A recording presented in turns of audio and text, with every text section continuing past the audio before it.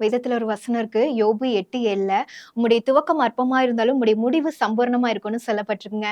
இன்னைக்கு உங்களோட வாழ்க்கையில, என்னோட வாழ்க்கையில ஏன் இவ்ளோ பிரச்சனை அப்படின்னு சொல்லி கேள்வியோட இருக்கிறீங்களா?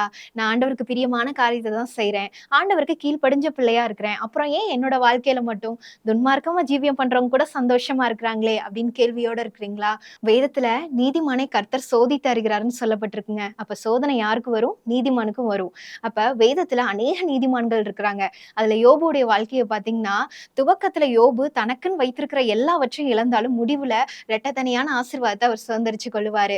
தானியேலுக்கு சோதனை வர்றப்ப துவக்கத்துல பாபிலோன் தேசத்திற்கு அடிமையாக தான் கொண்டு போகப்படுவாரு.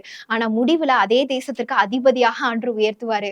அதாவது அந்த தேசத்தார் அனைவரும் தேவனை அறிந்து கொள்ளும்படியாக மகிமையா தானியேல் ஆண்டவர் பயன்படுத்தியிருப்பாருங்க. இதே போல இன்றைக்கு உங்களோட வாழ்க்கையிலயும் சோதனைகள பார்த்து சோர்ந்து போகாதீங்க. ஏன்னா நீதிமானை கர்த்தர் சோதித்து அறிகிறார்ன்னு சொல்லப்பட்டிருக்குங்க. அதனால விசுவாசிங்க. உங்களுடைய துவக்கம் அற்பமா இருந்தாலும் முடிவு சம்பூர்ணமா இருக்குங்க.